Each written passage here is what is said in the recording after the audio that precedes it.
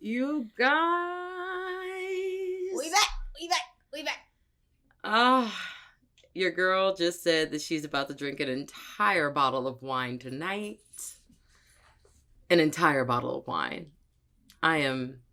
It's been a week. I'm gonna watch Moon Knight again. That's my Friday. Oh, I forgot that was on. That was so good. Okay. I never thought to look at Oscar Isaac in that way, but like, bruh, what do you mean you never thought to look at him that way? Have you not? Did you not see him in the new Star Wars movies? No. Oh.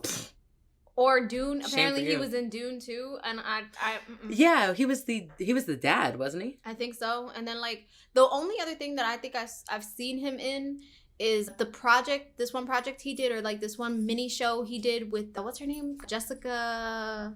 I think her name's Jessica Christian or something like that. The redhead. Wait, Jessica Chastain? Yes, there you go. The redhead. They did a project together where they play a married couple, but like an unhappy married couple. Wait a minute. This is not about Oscar Isaac. Yes, it is. Oh, no, I'm saying this podcast is not about...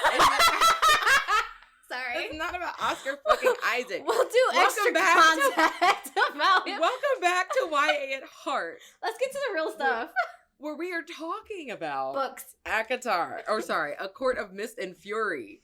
We got way off subject. We really did. I thought about Moon Knight and then we just went straight out. Okay. Oh my god. Today we will be discussing chapters 11. Okay, so first of all, let me say this first. We were supposed to be discussing chapters 11 through 20, but some busybody could not keep herself in check and read up until chapter 25. It's me. So today... It's me. I'm that busybody. And fuck it. I got all the way up to chapter 25 and goddamn.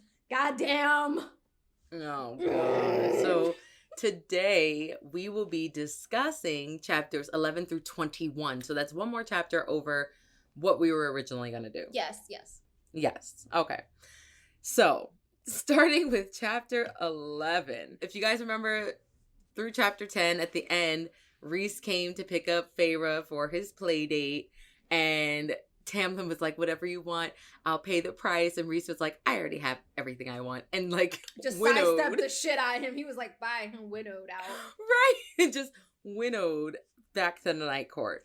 So they get to the Night Court, and Rhys is trying to like play around with Feyre, be his usual like cocky self and whatever. And Feyre is just like, I'm tired. I don't feel like doing any of this. And now he's getting kind of worried about her. She was getting on my last damn nerve. Bruh. Wait, who? Rhys or Feyre? Feyre. I'm like, girl, I know you're upset. I know you're depressed, but man, he's trying. It was bad. And he was trying hard. He's like, she said that you could almost hear the pleading in his voice. Like, come on, play with me. Come on, say something. And I'm like, damn. Baby Rhys don't beg for nobody. No, but he's begging Feyre. Can you please step up? But he's begging for you. Can you please step up?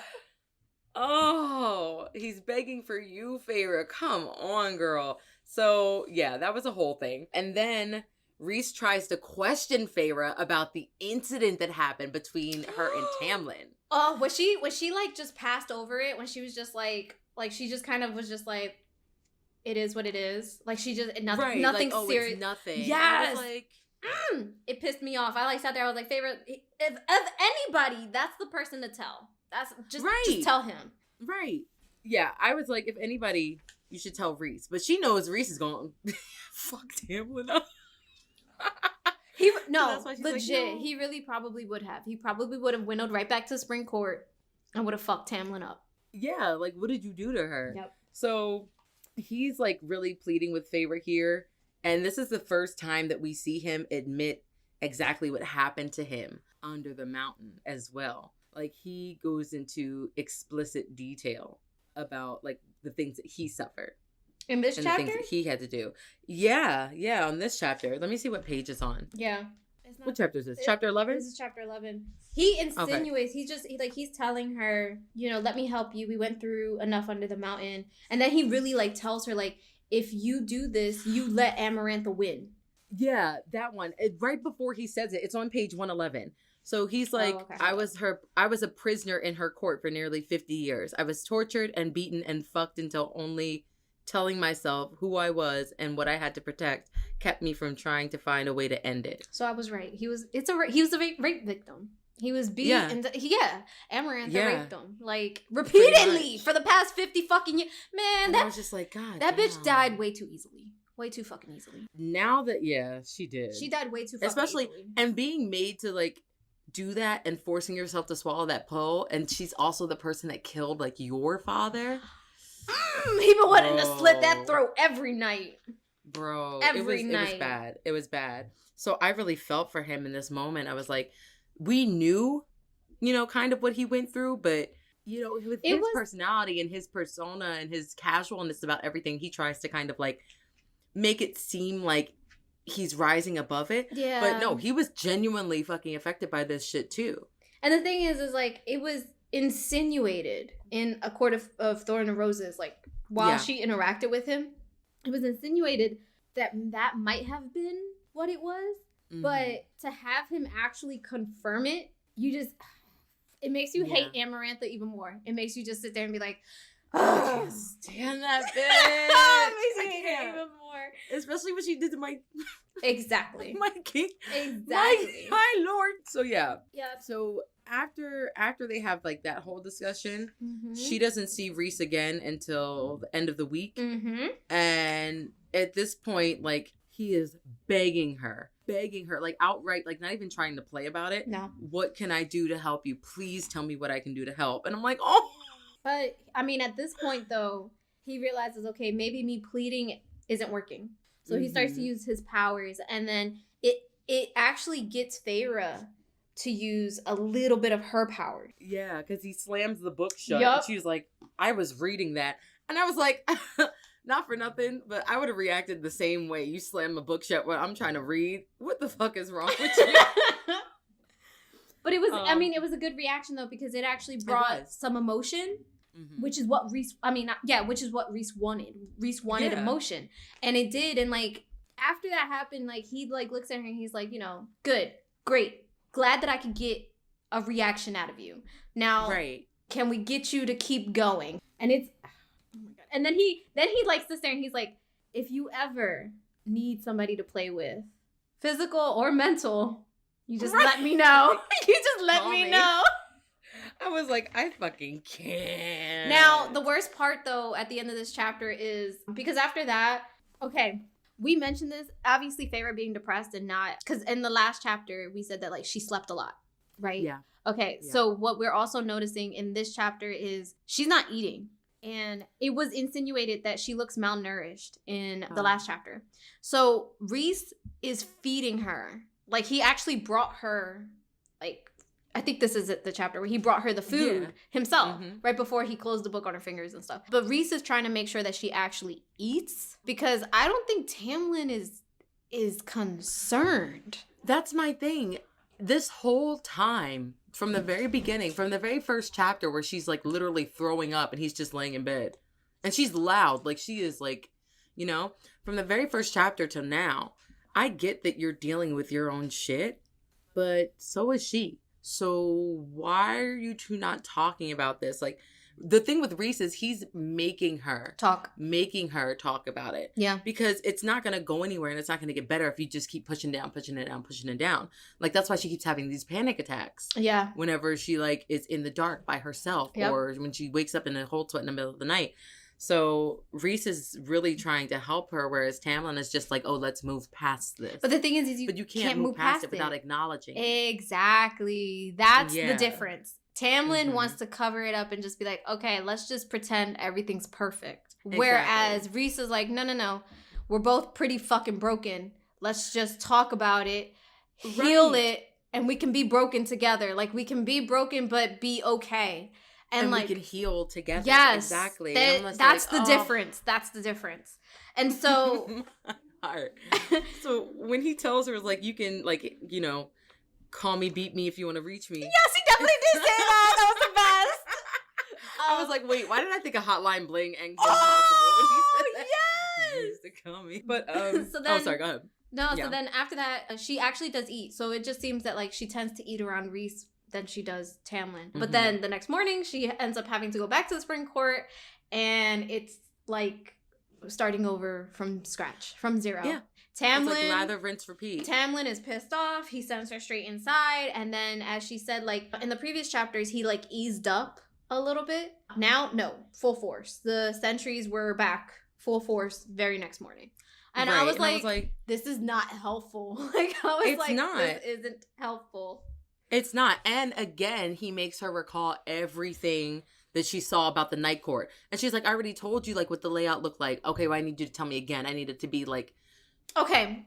Iron. Like, I'm like, why do you fucking care so much? You're not going to war with Rhys. I'm gonna talk. Or are you? I'm gonna talk about this when we go and do predictions and stuff, because I thought back to everything we read prior. I thought back to the act. Like, I thought back to A Court of Thorn and Roses, and like his persona and his identity back in that book. And then I'm thinking about this one, and then when you had mentioned, well, he, like, in the book, like, he keeps asking Feyre to go over constantly, okay, what does the night court look like? What are the passages? Where do you get in? Where do you get out? Like, that type of thing. I want to talk about it more at the end of the episode, because stuff was, like, clicking in that I was like, oh, okay, especially because we read about a specific something, I think. Yeah, we read about a specific something later on, and then certain things started to fall into place for me as I, like, continued to read. So, yes, I want to go over it, so like, later. We'll go over that later. Yeah. Okay. So, we get into chapter 12, and, of course, Feyre is back at the spring court. Mm-hmm. And what did I write here? I said, due to the type of threat that Tamlin had, like, whatever, they said that he had to go deal with some threat on the border. He had the mansion cleared out of all the extra guests and members of court. Yeah. So basically, she's there by herself. Yeah. And with Alice, of course. But yeah, she's just like, she's kind of grateful for it. Yep. Because she doesn't have to, like, fake a smile and shit like that. So he was away for a week. He comes back home, kisses her on the forehead, and then the first thing that he does is go straight to the study with Enaith. And Lucien. And I'm like, I was like, you've been gone for a fucking week, bro. A week. You're not going to spend at least 5 minutes with your fucking fiance? But there was something that I think, so there was something that happened that Lucien... Oh, there was. And, okay. She got pissed. Yes, and her powers formed. The claws came out. And Lucien looked at her and then kind of tilted his head like, all right, we need to go somewhere private. Took her to a private room and just basically was like, you know, how long have the claws been appearing? And she's just kind of like, this is the first time. And to me... that kind of just showed, like, okay, Lucien is a little concerned. He's a little like, okay, hold up. You know, and as we've been talking, Lucien has been the middleman. He's been trying to pacify Feyre. He's been trying to pacify Tamlin. He's been running away from Enaith. Like, he's running all over the board. All right? All over the board. All over the board. So, like... while still dealing with his own trauma, the Amazon calls. Amazon. Like... Stop. Oh my gosh. So it's like, if anybody is going through like some real shit, it's Lucien. Lucien is up there. He's like, I can't break down because everybody around me is breaking down. So Lucien obviously raises concern about that. And then, like, I don't know. Oh, she ends up hearing Enaith and Tamlin and Lucien. Because Lucien was like, hey, listen, I'm going to talk to him about it. I'm going to try to see if we can get you to train. Mm-hmm. Yeah, and like the whole conversation goes sideways. Mm-hmm. Because of Enaith. Because of that bitch Enaith. Okay, so then basically they're talking about stuff and somehow, well, initially they talk about Lucien talks about trying to get her to train. Tamlin's like, no, he's putting his foot down, no. And then Enaith is like, if she trains, that's just gonna bring more suspicion and people are gonna wonder why and things. And then this is how they're gonna discover that she has all of the powers of all of the courts and stuff. And then that somehow goes into a conversation where Enaith is like, what do you think's gonna happen if, or something about Tamlin and Feyre having kids and those kids being powerful in Perinthian, right? But then it shifts. And then she's like, what do you think's gonna happen if other high fae, other high lords find out that she has these abilities and stuff? They're gonna wanna breed her. And I was like, what the fuck? I was like, Nath, I need you to sit your ass down and go back to wherever the fuck you were at when Amarantha was running around. Because that, I was like, why would you immediately think of that shit? Exactly. Like, who are you? Who do you work for? Facts. Right. Who do you work for? The best part was Lucian basically like jumped in and he was like, no. He's like, no High Lord would do that because it would bring the wrath of all the other High Lords. And she... Nah, Nath isn't passing no fucking vibes. I don't like her. No. I don't like her. She's not it for me. She's not it for me. So they ultimately decide, like, or Tamlin decides no. Mm-hmm. And then Feyre's just like, fuck it, I'm going to bed, sleeps all day. And the next day, Lucian and Tamlin go to deal with a threat. Yep. Before, like, she'd, like, just woken up, I believe. Yep. And she's like, well, first of all, before that, Tamlin says that they're going to deal with a threat on the western border that is near Hybern. So automatically, I'm like, ding, ding, ding, ding, ding. He's working with the enemy. I know he's working with the enemy. He has to be working with the enemy. For Big Daddy Kane. He's working for Big Daddy Kane and Hybern. I know he is. So Feyre is like, I cannot stand another minute in this house. Just please, can I go with you? Take me with you. Yep. And of course, he's putting his foot down like, no, it's not safe. You should stay here, all this stuff.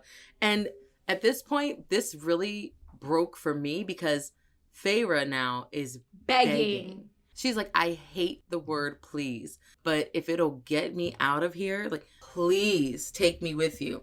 And so Tamlin gets so bent out of shape and puts his foot down, like, as the final word, that he puts a shield around the entire house so that she can't get out. He basically locked her in the house. When he did and she was like, oh my God. When he did this, Lucian explained it to Feyre. Lucian was like, he only put the shield around you. People can come in and out of the manor. It's just you. Yeah, and like you can. Right. And for you to do that to the person that you claim to love, for you to do that to her and know that she has a trauma of being locked up and you still did that? That's not even a red flag. That's a whole fucking red continent. We need to leave. Red continent! We need to leave.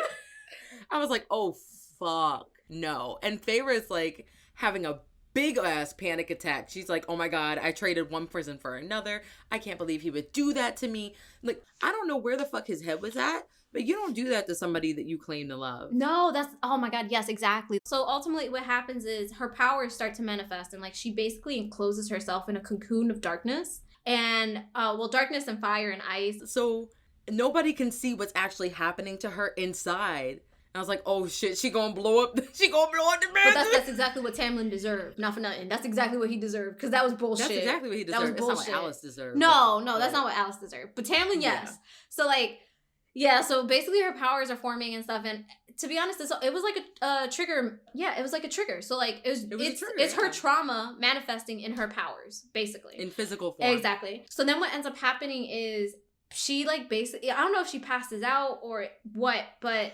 It's kind of like, you know, when you get so angry or you're in such a state that all you can see is like red or everything goes blurry. Yeah. I think that's what happened to her. Okay. Like she couldn't really focus on one certain thing and her breath like wasn't coming to her. Oh, she was like hyperventilating. She was having a panic attack.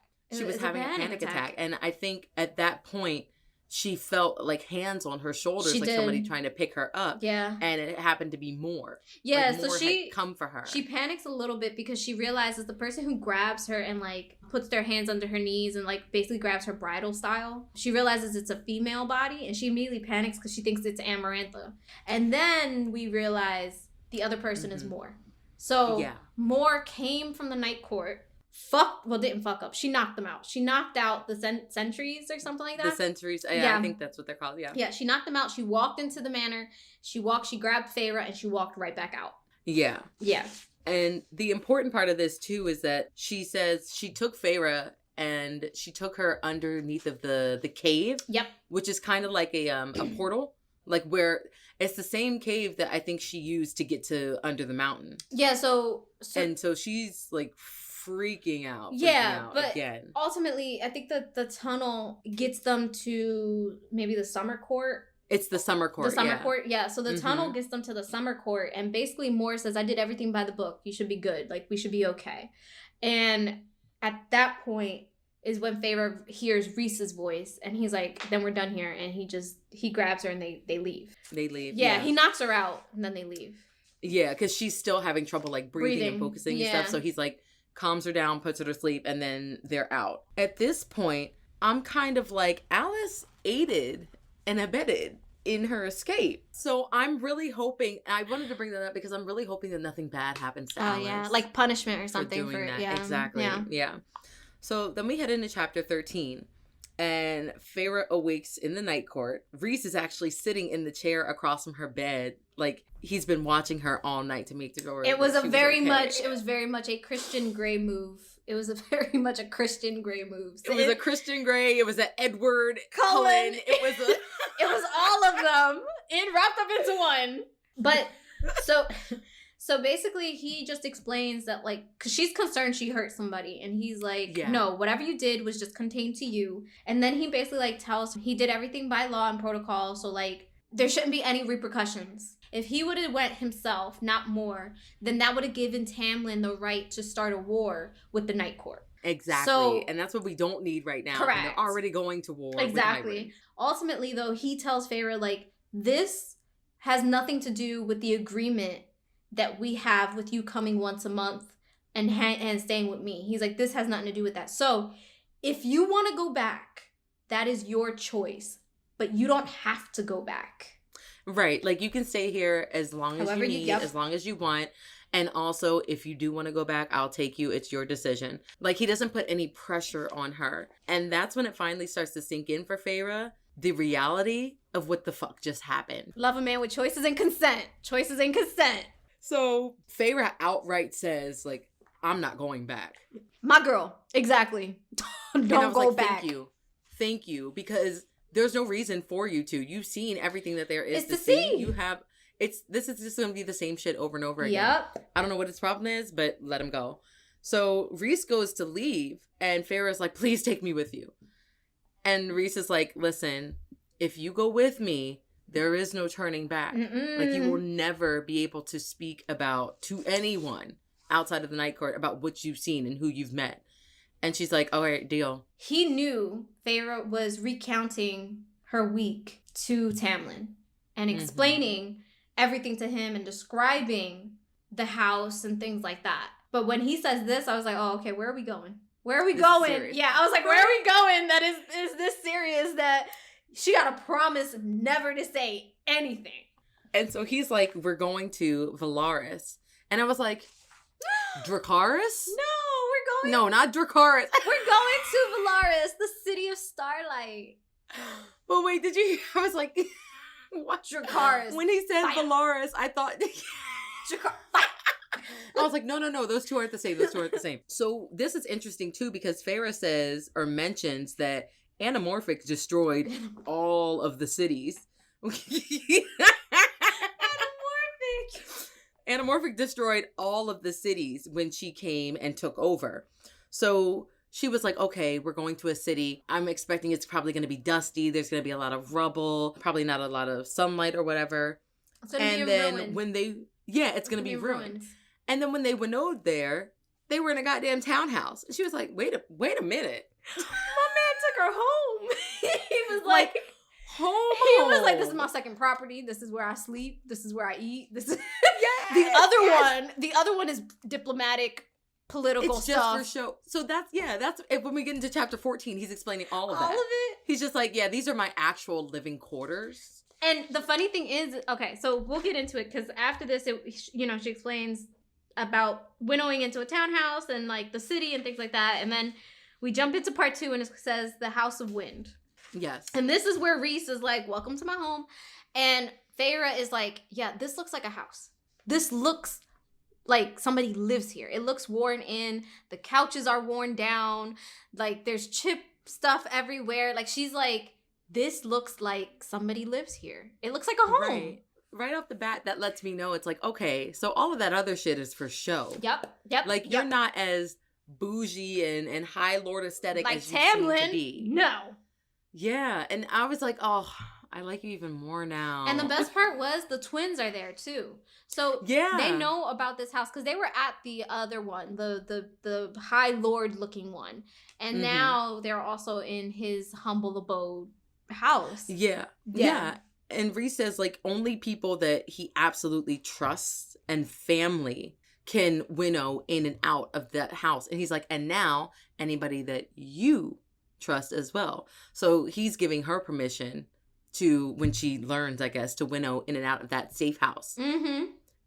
And I was like, oh, okay. And then he says that the city has stood and has not been revealed for over 5,000 years. I was like, what the fuck? No, so apparently the city of Velaris has been secret. And it still is a secret. Yeah. Even with Amarantha running around rampant, he kept it a secret. So bitch ass. That when he said that, I was like, impressive. I was like, oh, there's a whole fucking city still intact? City. The way that she describes it, it sounds like Switzerland in the wintertime. I know. It sounds so pretty. I want to go. And so he's down there and he's like, okay, listen, because somebody starts knocking at the door. And he's like, all right, listen, this is very important. 2 things.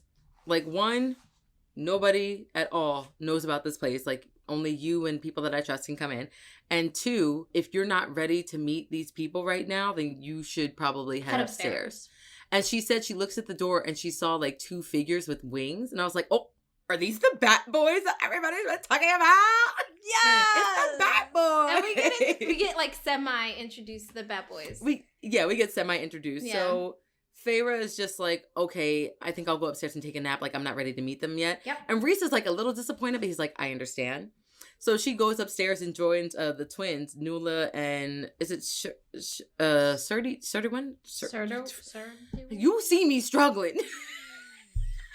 Because I was gonna help me. I was gonna struggle with you. Fuck you, bro. So yeah, she goes upstairs with the twins, and that's when we hear like, what is it?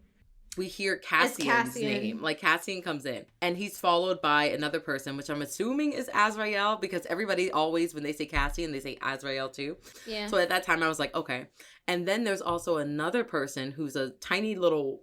I love her. They say woman. I love her. Or fae. I don't know what this bitch is, but she be scaring me. They called her the Ancient One. Okay, so they didn't say she was high fae. Reese just says she's something else. She's ancient. She's in a high fae body. Yes. But that bitch is something else. But she's something else entirely. And like... She scares the shit out of me, Same. But I think one of the best things was the twins. When Feyre asks, like, who was that? In regards to, like, Cassian and them. Feyre says... Not Feyre. The twins, they say they're Rhysand's inner circle. Mm-hmm. So, like, for him to bring you to his home and let you see the people that he considers his inner circle, that's trust. Yeah. That's trust. And I was just like, Feyre, I need you to not fuck this up. If you betray... Not fuck this up! If you betray his trust, I'll kill you myself, Feyre. Oh my God. So we move on to chapter 15. Yep. And Rhys finally takes Feyre, like, outside of the house. Yeah. So she can see, like, the city and stuff. And she's literally, like, blown away. Because it looks like a city. It looks like an actual city. Yeah. And she also... Now, this is my thing. She also cops an attitude with Rhys when he tells her about, like, when he tells her that he protected this city. She's like, oh, so you couldn't do this for other cities? You could only do it for Velaris? And I'm like, baby girl, first off, this city is 4,981 years older than you. Have a seat. He is one man. He is one man. Like, yes, and secondly, he is one man. Thirdly... Who are you to say that he could have done more? Right. Like, you don't even want to, like, you don't know what he sacrificed. You don't even want to be a part of this fight. So, have several seats. Oh my God. At that point, that's what I mean. At that point, I was really annoyed with Feyre because I, like, sat there, I was like, you don't know the backstory. You don't know. No. You don't know how, the length that his powers could go. You don't know what he could have done or could do. So, especially knowing that, what's her name? Amarantha? No, amoxicillin. Especially knowing that amoxicillin had taken most of their powers and only left them with a sliver. This is where I was annoyed. This is where I was like, all right, Feyre, like, you doing too much. You cop an attitude with the wrong person. The attitude that you copped with him is the attitude you should have copped with Tamlin when he was sitting there putting his fucking foot down. Thank you. That's what it was. Thank you. How about you have a little bit more fight for that shit? Exactly. Yeah. So she was just too self-righteous for me. But Rhys, of course, forgives her, which I don't know. He's just so forgiving. And then she's like, you didn't think to open this place up as refuge. Because then everybody would fucking know about it and then it wouldn't be here anymore. Right. So, Feyre, you have no strategic, like, just shut up. Just shut the fuck up. Done with her. So she made me really angry. I think that's when I texted you. I was like, I'm literally going off on Feyre in my notes right now. Like, fuck her. So Rhys is taking her through the city. And sometimes he's stopping and he's actually talking with the other Fae. They know him by name. Yes, they address him by name, not "Hi, Lord," "My Lord." They're just like, "Hey, what's up, Rhys?" They're like, "What's up, Rhys?" Right. And he's talking. He's like, "Oh, how is this? Oh, how is so-and-so doing?" And stuff like that. Like, he's genuinely connected to his people. And I was just like, it's a nice way to, like, explore more of who he is outside of the Lord of the Night Court. Right, exactly. The High Lord. And especially outside of what everybody assumes he's like. Exactly. Yeah. Especially with that role that he had to play underneath the mountain. So I'm like, exactly. How could you not love this man? Mm-hmm. Mm-hmm. Yeah. So he finally brings Feyre to, I think, what he calls the arts corner or arts district of Velaris. Yeah. And she's describing, like, all the beautiful colors and stuff. Well, not this color so much, but it is the first time that she kind of, like, references colors. Yeah, where it's actually like she's not looking at colors and then immediately thinks, "Oh my God, Amarantha," or "Oh my God, the fairies I killed," or something like that. Yeah, well, not at first. No, not at first. Then, that's what I mean. Yeah, but the artist quarters, it's called the Rainbow of Velaris. So yeah, so like she gets there, and I think, to be honest, I think Rhys took her there in the hopes that, like, she would want to maybe pick up a brush or paint or maybe go buy some supplies or things like that. Of course, Feyre kind of disappoints and she's just like, I'm tired. I want to go, like, I'm tired. Yeah. And it's like, he's like, it's okay. Yeah. You know, I'll bring you back when you're ready. Yep. But it's just like Rhys is putting so much effort. TLC. Much TLC and so much effort into trying to bring Feyre back. Which is way more than what fucking Tamlin was doing. Tamlin was just like, oh, I'm going to let her wither away. Oh, you know what? Here you go. Here are some paintbrushes and some paints. Maybe you'll want to paint, but I'm not going to stick around to see if you do. Oh, I got angry. Let me blow up this house. Like, done. Yeah, Tamlin's a no for me. We're done with it. It was really, I like sit there. I was like, the difference between somebody who went through the similar trauma as you, and yet they're sitting there and they're like, I'm not going to let this bitch win. I'm going to take every day by the horns and, like, try to make it worth every day. And to try to do that with you and try to, like, just be like, all right, well, you know, take you outside, take you to go see Velaris, take you to go see the artist corner or the artist quarter because he knows you're an artist at heart and he wants to showcase, like, goddamn, yo, like, where's my Rhys? That's what I want. Here we go. Where the fuck is my Rhys? Here we fucking go. Yep. So later in the night, what does she mention? Well, before that, she gets mad when they're on their way back to the townhouse. She gets mad because she's looking around and she's like, these people, they're so happy. Like, they don't have a worry in the world. Like, they've never had to suffer. And Rhys is like, hey, you know, calm down. My people didn't do anything. This isn't their fault. Yep. And she has to kind of, like, check herself. Yep. Yeah. And I was like, good, because they didn't do nothing to you. But at the same time, another thing. So I think it's after that, maybe, he kind of explains his inner circle. And this is where we get the actual names.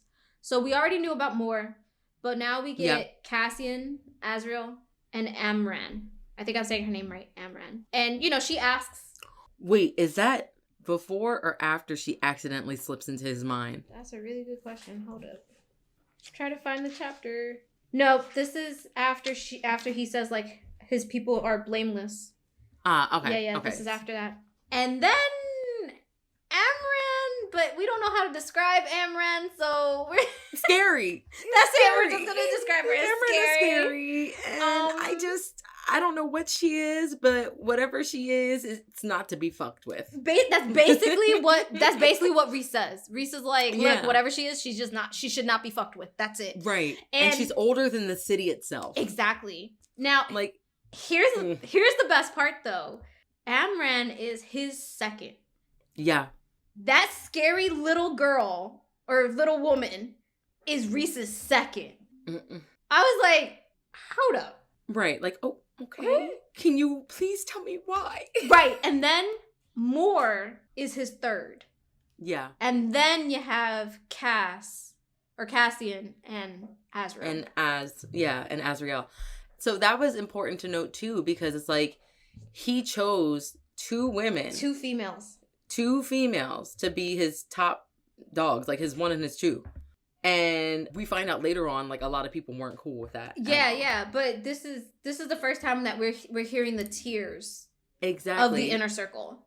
Yeah. And so it's like Feyre has more promise of having a better life here than she does at the spring court. Than she does in the spring court. So yeah, he is describing Amren and telling her how like older she is and how she's like pretty much a monster in sheep's clothing. Yeah, that's exactly what he said. Exactly. And he's like, don't steal none of her jewelry, or like she'll like, roast you.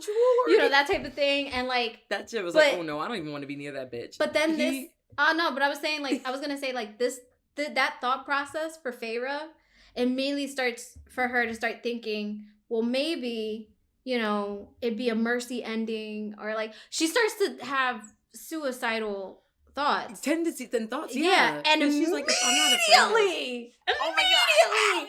Reese was like, we're gonna stop here. No. He like grabbed her by the chin and he's like, don't you ever think that. And I was like, oh, I'm gonna cry. I was like, this is a man. I'm gonna cry. I was like, oh, my heart. But okay, so then at that point is when the bond between them goes taut, and then her shields collapse. Yeah. And she ends up in his head. And then she sees herself through Reese's eyes. Yeah. He's like, how did you do that? Even he can't figure it out. Right. And then we get a word for what they are, like people who can slip into other people's minds. How do you say it? Dematai?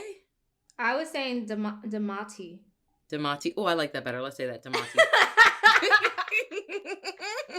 So they're called Demati. They can slip into people's minds like very easily. Mm-hmm. And later that night, Reese is pretty much like, okay, it's time for dinner. Like, we're going to dinner at the House of Wind. And he's like, there's only two ways to get in. We can walk up 5,000 stairs, or you can just let me fly you in there. And she's like, oh, fuck no. Like, she's trying to come up with all these reasons.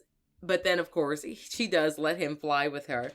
And while she's flying, she says that, like, even though, like, it's freezing outside, they're warm. Like, he's keeping her warm. The thing that I want to bring up is that before they go, he doesn't push her about the dinner. No. He's like, it would be good for you to go to decide if you do want to work with me and work with these group of people. Yep. But if you're not up for it, I understand. Completely understand. Again. We love a man that gives us options and consent. Say it one more time for the people in the back. Options, choices, and consent, damn it. Yes. So I think it's on the way there while they're flying, Feyre finds out that his mother died. He was telling her a story about the House of Wind and how she used to fly with him and stuff like that. So we don't know exactly how she died, but we just know that she died, yeah. Yeah. So then they arrive at the House of Wind. They're looking out at the city, or Feyre's looking out at the city, and she's like kind of in her own head. And Reese is like, talk to me, like, what's going on? And she's kind of like, she can't find words. Yeah. So Reese is like, all right, well, kind of like, let's play 3 truths and no lies. Essentially, yeah. That's basically what it was, yeah. Yeah, so he tells her, like, things that he's worried about in that very moment. Yep. And he kind of, like, gets her to open up a little bit. And she finally opens up, and she's like, I feel like Tamlin and I might not be right for each other anymore. Like, he's what I needed. The revelation. Thank you. Revelation of the goddamn year. Mags. So she's like, he was what I needed before when I was a scared human and I was fragile and I needed somebody to protect me. But that's not me anymore. Yep.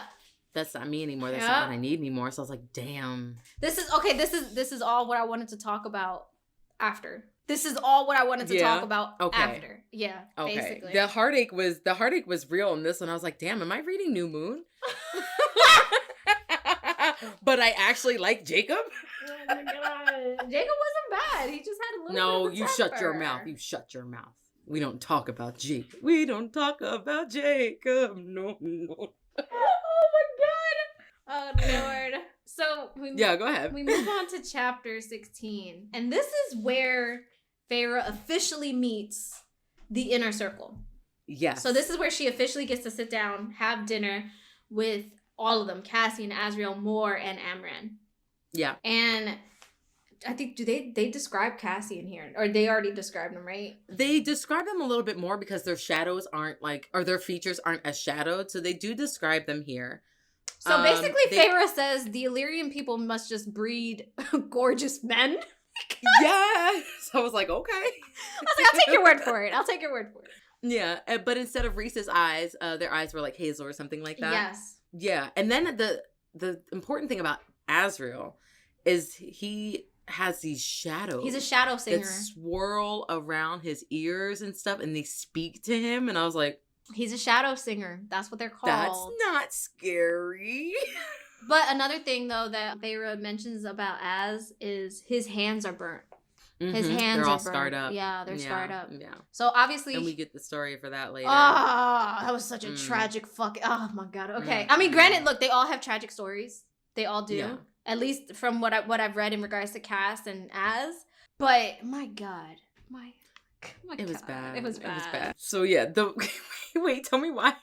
When they were eating dinner, and Cass straight up took Amran's plate away from her, I was like, rude.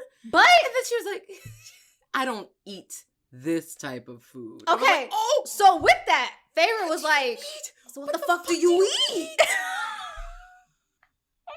I had the exact same question. I was like, what the fuck does this bitch eat then? She was like, you know what? I'm not even sure I want to know. Cannibal. Keep that shit to yourself. Keep it to yourself. We also find out in this chapter that Rhys is half Illyrian. Yeah, so when Rhys mentioned his mother who flies, his mother was Illyrian. His father, as you can conclude, was High Fae. Yeah. So Rhys is a half-breed, which of course he says didn't bode very well for him becoming High Lord, because none of the High Fae really wanted a half-breed to rule over them who was half Illyrian.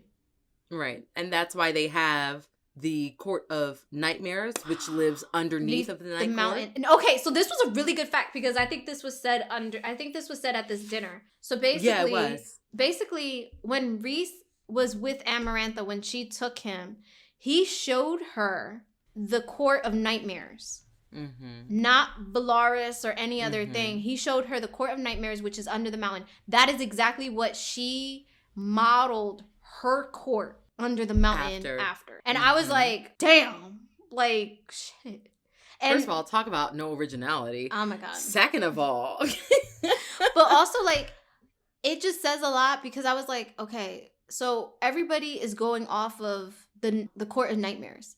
That's what it is. Everybody's like, oh, the Night Court is ruthless and they're killers and they're murderers and they don't have any, rules and things. Rhys is like, no, the Court of Nightmares is like that. And he's like, and the reason they're like that is because I allow them to be like that and they don't do a revolt or try to knock me off of my High Lord chair. And like, he's like, that's just the understanding and the truce that we have. Yeah. And I was just like, oh shit. I was like, which is scary and also sad when you hear Mor's story later. My god, Mor! Yo! Yeah, when you hear Mor's story later, it's like, damn, like, But he, like, fuck the Court of Nightmares. Can he really do anything? Fuck the Court of Nightmares. That's all I gotta say. Yeah, honestly, fuck the Court of Nightmares. So Feyre's like, oh, if that's the Court of Nightmares, then what is this? And Cassian is like, the Court of Dreams. I love him. So Cassian is like me such Emmett energy. Yes, okay. Cassian is like the big brother, the big bear, the giggly dude. Like he fights. He knows how to fight. And Rhys says he's not his commander, but he runs his armies. Yeah, he's the commander of his armies. So so Cassian is the commander of Rhys's armies, and then Azriel is his quote unquote spy master. So those are their titles, those are their ranks. As we already knew, Mor and Amran, Rhys's number 1 and third, 2. yeah, third, second, things like that. But yeah, Cass is like the big cuddly little bear. It makes me want to just cuddle him, like and pick him up, cradle his little bat wings or his little bat wings. So yeah, after that, Feyre was like, okay, I see why I needed to come. I see why I needed to meet everybody, and I'm in. Right. So we can work together. And apparently nobody else had any idea what was going on. They were like, wait, what? We thought you just took in a refugee. We didn't know that you... We thought you just... She was working with us, right, but okay, exactly. Sure. And then that's the exact moment where Rhys is like, okay, good, because I have some things that we need to discuss. The King of Hybern most definitely is trying to plot against us. War is coming, and he's trying to use Jurian to launch the war. I thought we were calling this man Jermaine, because I can't fucking nail him. Fine, we can call him Jermaine. He's trying to use Jermaine to launch the war. And I'm like, okay, but what does Jermaine have to do with any of this? Like, first off, Jermaine got no body. He just got an eye and a finger. And a finger bone. He was an eye and a finger bone, but his consciousness was in the eye and the finger bone. So I'm like, okay, well, what do you want to do? Like, even if you what we find out later, like you're able to rebuild bodies or whatever, as long as their consciousness is in it, if you use a certain thing. But I'm like, okay, but even if you did, why do you think bringing him back would help you? So that was confusing. And Amran says the only way to find this out is to go and visit the bone carver. And of course, everybody's like, oh, fuck no, I'm not going. And Rhys is like, you don't have to, because Feyre and I'm going. Exactly. And everybody's like no, nobody wants to deal with this bone carver carver or whatever. So that brings us into chapter 17. Damn, wait, because we glazed over really quickly. So what did we glaze over? This chapter, okay, so Amran was also made. Yes, and yes. There's a third. There's another person. Her name's Miriam. She was also made. Is it Miriam? I thought that bitch was in the show. Miriam? No, Miriam. Miryam. I dead Miriam. Ass thought her name was Michelle. No.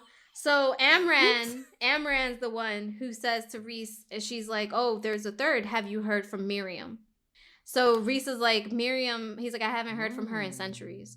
So the cauldron, or not the cauldron, but whatever, 3 people have been made. Feyre has been recent. Amran has been the oldest. And the third is Miriam. And then they also talk about the Illyrian culture. And everybody at that damn table is like, they're fucking pigs. We fucking hate this culture. But at the same time, the Illyrian boys, like Cassian and Az, they're proud to be Illyrians. So it's a very interesting dynamic. Yeah. It's really interesting. Yeah. And ultimately, we also get the story for Rhys's mom, being that she was Illyrian. And for his training. Yeah. Then we go over the boys. And basically, Cass was born of... I don't know. I wouldn't say she was a whore, right? Like, she was just a working woman.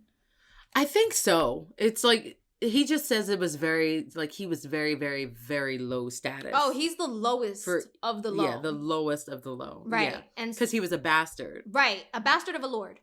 Mm-hmm. So, oh no, not Cass. Cass wasn't a bastard of a lord. Cass was just a bastard. Azriel was a bastard of a lord. Right. But Cass was just a bastard. So Cass was just a bastard. His mom basically, like, not that she couldn't take care of him and or anything like that, but he was taken from his mom. He was taken from his mother and then thrown into the Illyrian camps. Then Rhys was brought in next, and then Az after that. Az is the bastard of a lord. And apparently the lord already had 2 legitimate children. And then the Lord's wife and her kids basically didn't take too well to him having a third kid that really wasn't his. They tortured Az. Yeah. They tortured him for 11 years? 11? I think so. Yeah, 11 years. 11 years. So they tortured this kid for 11 years, and that is how he got the scars on his hands. Yeah. But his dad wanted him because shadow singers are far and in between. Like, they're very rare. Mm-hmm. So that's the reason why his dad wanted him. Ultimately, Az ends up on the camp. Now, Reese's mom took him to the camp because she was like, I understand you're powerful. I get it. I understand you're a half-breed and you have all the powers that your dad has and you have all of my abilities too. But I need you to be able to defend yourself if you can't use your powers. Mm-hmm. And that's why she threw him into the camp. Right. But she stayed near the camp. His mom was obviously a very loving woman. Like, she went against the nature of the Illyrians and she stayed near the camp. And he stayed with her. What ends up happening is he sees Cass, struggling. Cass has like this rinky-dink tent and things. And his mom explains, him being the lowest of the low, nobody's going to help him. He has to make it out there on his own. And Reese was like, I don't think so. So he goes out there, he grabs Cass, he brings him back to the house. His mom was pissed off at first, but then she's like, well, fuck it. And then she ends up doing almost the same for Az, but she knew Az's mom. So she was like... So she basically brings them all together, and that's how they become friends. So they start off as an alliance at first. Yes, they start off as an alliance and then eventually become friends. But the funny thing is I think is very interesting, and this says a lot about their bond. They were practically brought up as brothers. You know what I mean? So, yeah, that's essentially... And that's what Cass calls him at the dinner table. This is a bro. When Feyre's like, oh, you're related? He's like, oh, no, we're not in that sense that every bastard is a brother or something like that. But I thought that was really interesting because that backstory made for a very strong bond. Yeah. Very strong bond. But on to chapter 17. Yes, on to chapter 17. Reese is talking about he doesn't really understand why Feyre and him have the bond they have through that tattoo, because she felt something from him in that moment. Yeah. When he was talking about the story. And he's like, he doesn't understand why the bond tells them things that the other person doesn't necessarily want to know. And he says that it depends on what people need at that moment. Right. That the deal is made. Right. And she was like, oh, I just needed not to die. He's like, no, you needed not to be alone. You were lonely. And I was like, you were lonely. And I came to fill in that position because who the fuck was going to fill that damn position in? Right. So I was like, maybe it was the same for Reese at that moment. Probably. Because nobody knew how much he was doing and what he gave up and how he was also himself being tortured. So I thought that was interesting. And later that night, Feyre has a nightmare and Reese literally comes in to calm her down and is holding up her hair as she's vomiting in the toilet. Tamlin would never. No, because Tam is sitting there looking like a beast just waiting at the back of the day or at the end of the bed. He's not holding no... in the bed. Fucking manicuring his nails. Oh, like, you good? You good? You okay? Oh, you need a bucket? I hate him so much. And Reese also was like, he's talking to her as she's throwing up, trying to calm her down. He's like, I have my own nightmares too. The next day, they get up and they go to the prison and Reese is armed to the fucking nail and tooth. Oh, yeah. And he's trying to tell her... Because the prison it's literally a mountain, so they have to go into another mountain. So they can't. She's freaking out. They can't winnow in and they can't fly in. Right. So they have because of the magic. Yeah, they have to walk up the mountain to get to the prison, and that's where the bone carver is at. Yeah, so she has a panic attack and she can't go into the mountain. So she, what is it?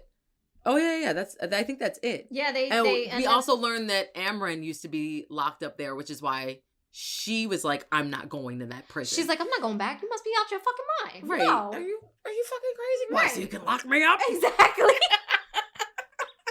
Amren was having none of that shit. So yeah, Feyre tried, but she couldn't get her body to move. And she's like, I can't do it. And he's like, okay, it's fine. Takes her back to the house and she sleeps all day. Yep. In chapter 18 is when Amren gives her the amulet. Yep. She throws it on the bed and she's like, this is what helped me get out of the prison. So when you wear it and you go today, just know that they can't keep you there. Yeah. Also, if you don't give it back, I'll eat you alive, you fucking slimy bitch. And I was like, oh! I was like, all right, Amren. All right then. I was like, I got it. I don't even want it. I don't want it. Right, don't give it to me. Don't give it to me. So at this point, I was also like, is she a fucking friend or foe? Is she a good guy or a villain? I don't know. So they get to the prison. They're walking up the stairs and we get a little background. That's when we get the background on Azrael's story and on Amren. And they're saying Amren was in prison, but not in that body. She's an ancient one. There. Yeah, she was there she was in jail when Perithian was actually created. Like when Perithian, not like created, but when Perithian actually became Perithian. So she was in there for a long ass time. So what did she do? But here's the thing that I thought was super, super interesting. And I think it's this chapter where Rhys is explaining it. The monsters that are in that prison, he's like, some of them could be from a different dimension. Or a different reality. That too. And just got stuck here. Because there was a ripple in time. Or fabric, or there was a ripple in the magic. And that's why they think that Amran is not of this world. Which would explain a lot, because if everybody fears her and she's considered, quote unquote, an ancient one, and that's not the body that she was locked up in. Like, where the fuck? Where are you from? Who are you? What's going on? So many questions. So they have to get in there. They get in there, and then that's when Ashley was describing, like, only Rhys's blood can open up the gate because, you know, his family, they have domain over it. So they get inside. They have to walk all the way down to the bottom of the mountain. The bottom, which is where the bone carver was. I was like, oh, I don't know if I would want to see him after that. Like, what did he do? He's buried under the jail. He's buried under the... What the Not with the rest of the prisoners. Under them. Underneath. And then the fact that they also go into his cell, I was like, oh, hell no. Hell no. But then you notice he says his door is the door he likes the most. Or is the door that he carved that he likes the most. I think he carved every prison door in that prison. He probably did. I wouldn't be surprised. I think that was what that was insinuating. Yeah. And then also, Rhys says something very important. It's like the bone carver will appear to you different than how they will appear to me. So you might see a fucking Oompa Loompa, but I'll see Big Bird. So it's two different things. Two different things. Yeah. So she gets in there, or they get in there, and the bone carvers give me like real Joker Riddler vibes. Facts. Like, he's creepy. He appears to Feyre as a child, but she's like, there is nothing childlike about this. No, not at all. At all. Like, I am not fooled. And the bone collector says that, you know, he'll give them answers, of course, for questions, which Feyre has already been prepped on. Mm-hmm. So they're going back and forth. Rhys basically does confirm with the bone collector or whatever that, you know, the King of Hybern, Big Daddy Kane, is coming. And he's saying, well, what could he do? Could he literally resurrect somebody, like with the bone and the eye? And the bone carver's like, if he had the cauldron. He could totally. But it's not just the cauldron. It's the cauldron in its entirety with its pegs. Exactly. So he's like, if Hybern gets it, then he can most definitely resurrect somebody. Exactly. Yeah. And so they confirm that. And the bone collector also says that in order to wield the cauldron, or to say the spells or whatever, you have to have this thing which is called the Book of Breathings. Yeah. And the cauldron will only respond to that which is made. So Feyre. So basically, it could be Feyre, it could be Amran, or it could be Miriam. So you remember how Rhys is like, I haven't heard from Miriam in centuries. I bet you Big Daddy Kane has Miriam. No. I bet you he does. He has Miriam. Ugh. And he's like waiting for the right time to like set her loose. Right. Yeah. So there's only 3 people in the entire world of Perithian that can actually read from that book and nullify the cauldron so that Big Daddy King can't use it to break down the wall and take over. He also gives Feyre this really creepy ass goodbye because Rhys throws him like the bone that Feyre had killed the Mittengard worm with. Yep. And he's like, oh, goodbye, Feyre. I'll be here carving your death. And I was like, what the fuck? Oh, but then also, what does that mean? He does let Rhys know that like what he's looking for is with the High Lord of Summer, so in the Summer Court, and the Mortal Queens have the other one. Yeah, because they split the book in half. Yeah, so basically the book's in half. Half of it's at the Summer Court. The other half is with the Mortal Queens. But with the Mortal Queens, they have to willingly give it. You can't steal it. Exactly. So that's the one little trickery there. But then at the very end of this chapter, Rhys asks Feyre, what did he appear like to you? And Feyre says a little boy. And then she asks Rhys, and Rhys is like, Durin. He looked like Durin the last time I saw him before Amarantha killed him. Shit, yo. Yeah. So it's like, I didn't think too much about what Reese saw, but I was like, did Feyre see like a kid version of Reese? Maybe. Yeah. Maybe. I don't know. Yeah. So but we move on to chapter. I thought I did think it was interesting because the bone carver appeared to Reese as the exact person that they wanted to know about, because that's who Hybern wants to resurrect. So it was Reese. Yeah. It was Reese. Yeah. Wow. It was interesting. Okay.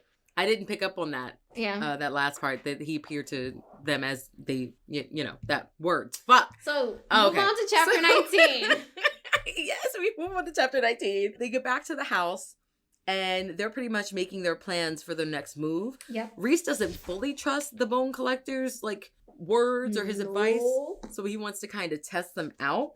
He said that they definitely have to invade Hybern, but they need that book first. Mm-hmm. And Feyre, he says, it's pretty much like a living metal detector. Exactly. He was like, you're like a metal detector for any type of special things that we have in Perinthian. Mm-hmm. Because you have a piece of everybody's power inside of you. So if something of mine is lost, you can find it. Literally, calls to like. That's what he's saying. Yes, and I was like, okay. Calls to like. Shadow and Bone. Yes! So he's like, okay, well, I'm going to take you on a quest. He says a trip. It's a quest. He takes her on a quest to go, or he wants to take her on a quest to go see the Weaver. Yeah. And everybody's like, are you sure that's a good idea? Yo, when Cassian's giving you the side eye, and he's like, Reese. No. He's like, no. We can find another way. And Reese is like, this is the only way. So he, at this time as well, Reese is pretty much like saying his things about Feyre being a metal detector. And Feyre's like, oh, so that's why you needed me to learn how to read? And he's like, that's one of the reasons, but also you should always know how to read. Like that's just a thing. That's just a given, baby girl. So he gets her up the next morning, really, really early. They go to see the Weaver. Or pause. Before they go to see the Weaver, he gets her up early. And he's like in his like fighting gear or whatever. He gets her ready in her fighting gear. And there's this little belt, this weapons belt, that he attaches to her waist and around her thighs. And the whole time. So essentially, Reese was kneeling in front of Feyre and his hands were gripped up on her thighs. And he was looking up at her. He was looking up at her. And I guarantee you, the kitty cat was purring. That's what it was. You know that fucking TikTok where it's playing like City Girls Jobs in the back? And it's like, that's all I can think of. Oh my God. So they finally get to the fucking Weaver's estate or whatever. And wait, she is... No, that's chapter 20. Oh, what? That's chapter 20. That's chapter 20. My bad. Let me go back. So he's putting that thing on her. So she says, so I'm your huntress and your thief. And he's like, you're my salvation. I couldn't love a male character anyone besides Castiel. But like, damn. Okay. All right. I was like, okay. So we move on to chapter 20. We do know that the Weaver is blind. She can't see. So Reese winnows them into the woods, not in front of the Weaver's place or whatever. And essentially she can detect him. Yeah. And essentially just tells Feyre actually, he does flirt with her a little bit. He does to try to, because she's in her own head. And he's trying to get her to get loose or whatever, get her mind off of that, fear or whatever. Yeah. And so he was like, oh yeah, Cass tried to convince me not to let you come, but I think that's just because he wants to get in your pants. He wants the yams. And so Feyre was getting mad, but she was like, well, fuck it. You know what? Yeah. Tell him to come into my room. And Reese is like, oh. Really? And she goes to walk away and Reese grabs her chin and he's like, did you like the sight of me kneeling before you?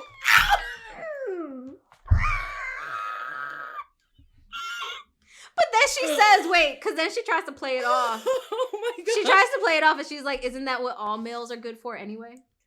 Right. But she was like, I'm hoping he can't hear my heart going. So oh my God. He does do that in order to distract her, but then ultimately she has to go into the Weaver's place by herself. Yeah. They get there, she walks in, she immediately knows, she's like, damn, this entire setup is a fucking trap. She's like, this shit is mad fucking open, inviting. She's like, this is a trap. She's like, as a human, I would have even known that this was a fucking trap. So she ends up walking in there very quietly. The Weaver is singing a very disturbing song.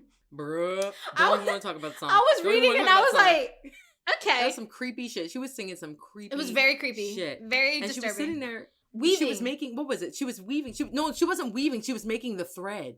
Oh, it was spinning day. Yeah, it was spinning day. And she was like, thank God I didn't come on weaving day because who knows what I would have seen. Correct. So then she... And these spindles or whatever, the thread is made of people or fairies or whatever. That's the thing. So Feyre's like, she's like, I don't know exactly what it's made of, but it's made of somebody. Definitely somebody. Somebody, not something. No, somebody. So then so the Weaver's back is to her. And so ultimately she's like, okay, where the fuck is this thing that I'm supposed to find? Because she doesn't know what it is.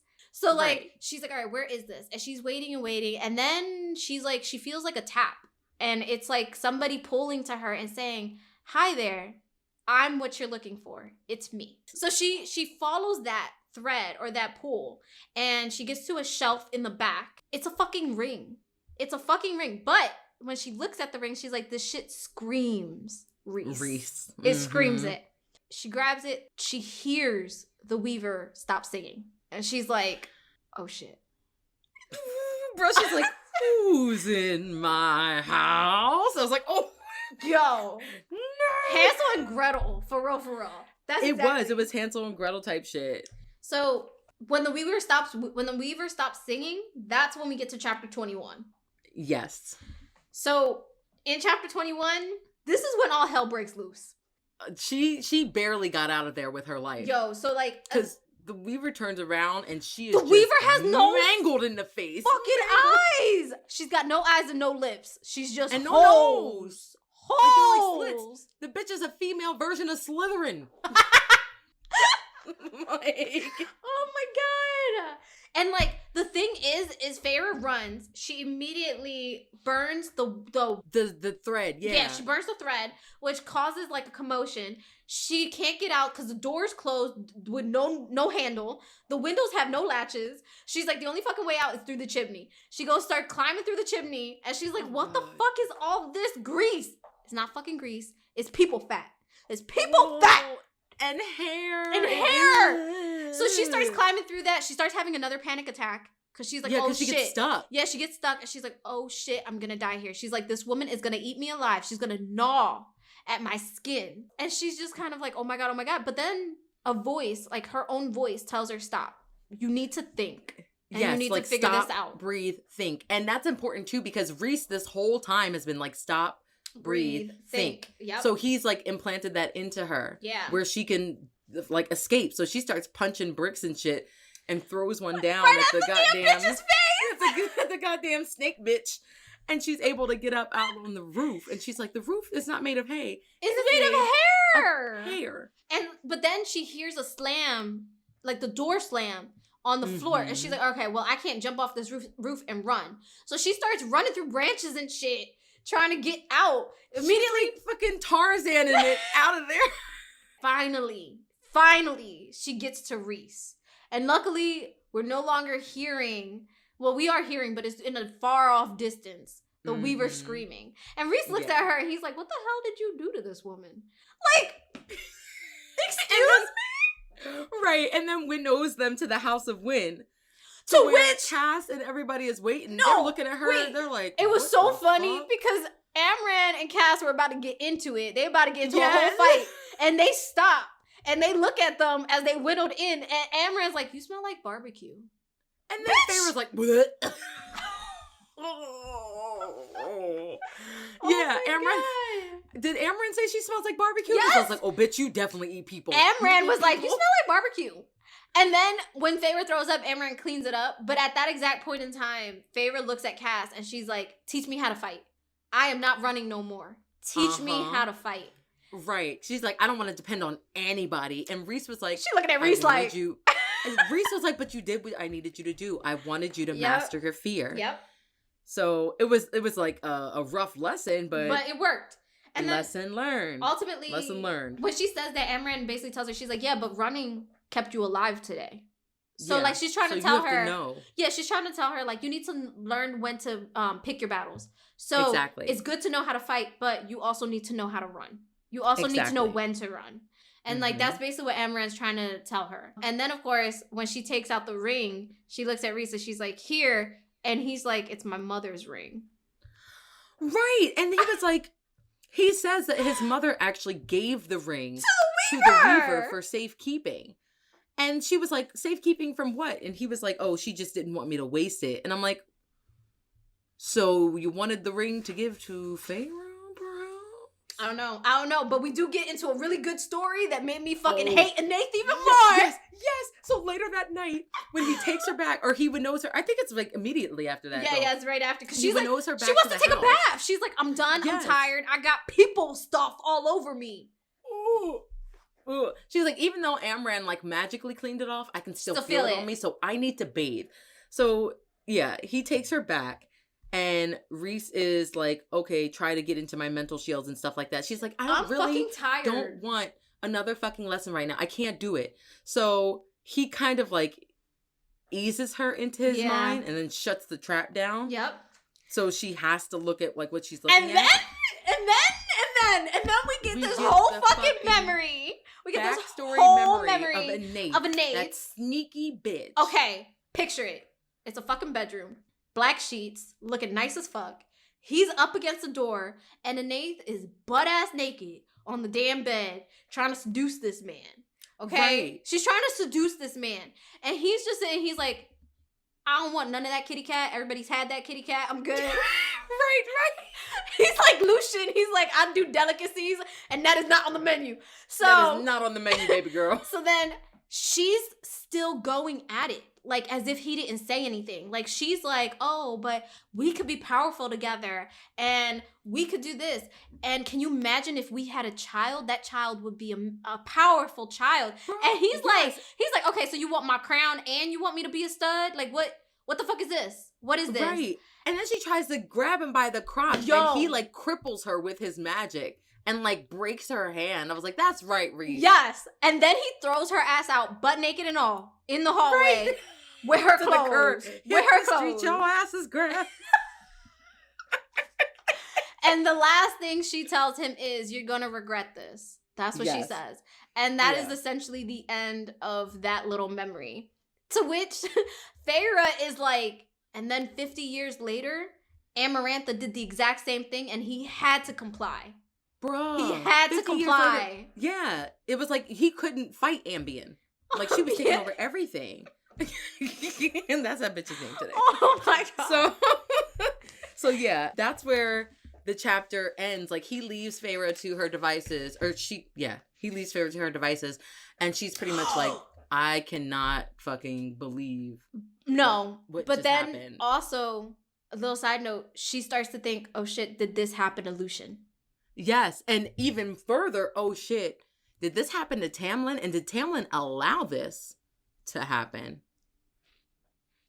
I just care about Lucian, so the fact that Lucian was brought up, I was like, and Nathan's a cop baby. I can't. I really can't. Ultimately, that's where that's essentially where the chapter ends. And that's where we ended. That's where we ended, yeah. Yeah, we had to read chapter 21, obviously, because of the way the chapter 20 ended. Yes. So please don't be too angry with us. So yeah, I only have one prediction right now because these chapters were so much information. It was a lot of info to take in. It was a lot of information. So my one prediction is I think Feyre is going to have to use her power to fight against Tamlin and Lucian. No, my baby. I know, but Lucian's on the wrong side. Like, what do you want? So that's my one prediction because my mind is just kind of fucked right now. It was a lot of info. It was a lot of info. But so what I wanted to say was what I sat and really thought about was, and what we kind of brought up was the fact being that Feyre as a human was perfect for Tamlin. Yeah. She was vulnerable. She couldn't protect herself. She needed a hero. She needed that guy to be that hero. But now that she's high fae, she's an equal. And Tamlin doesn't want an equal. He wants somebody to protect. And that's why it's not working. That is why it's not working. Tomatoes. The whole goddamn thing away. That's exactly why it's not working. And I realized they never communicated properly anyway in A Court of Thorn and Roses. They never communicated. It was a very much a whirlwind romance. It was very much like, oh my God, I think I like him. Oh my God, I love her, blah, blah, whatever. With the curse looming in the background. That's exactly what it was. And so really it shouldn't have been a surprise with these couple chapters that they didn't know how to communicate, that the happy ending really wasn't a happy ending, and that what he really wanted was somebody to protect, and she's no longer that person. And he was trying to make her that person, like make her dependent on him. I was like, oh fuck, codependency at his greatest. He wanted her to be codependent. That's exactly what it was. That's some abusive shit. That is. I'm not fucking with it. So Tamlin can suck several dicks. And that's where we are with that. I do believe that he is working for King Hybrid. I think. Oh, absolutely. I think him and Anaith are both working. They both are. Mm-hmm. And I think, unfortunately, Lucian is caught up in the middle because that is his friend. And that is his High Lord. He was literally like, I cannot disobey him. Yep. So I don't know what's going to happen to Lucian, but I know Feyre is going to have to fight against the both of them, and we'll kind of see what happens from there. But yeah, that's basically chapter 11 through 21. Woo, that was a lot. Next chapters, it was a lot. Next chapters are 22 through 32. Okay. But, Ashley likes to read ahead, so I'm just going to go ahead and say next chapters are 22 through 35. Oh, challenge accepted. We got this. Mm-hmm. 22 through 35. And we'll try to make it an hour episode. I don't know how. I know, we're going to try to get it there. We'll see. We'll try to get it down. No promises, though. But as always, thank you for listening and reading with us. Don't forget to follow us on social media at YA at Heart Podcast on Instagram and on TikTok. Fuck Twitter at the moment. Oh my God. Twitter, if you hear this, we would like our handle back and give it to us. Handle? Yeah, I have some feelings about that. But with that, we love you guys and stay YA at heart. Bye. Bye.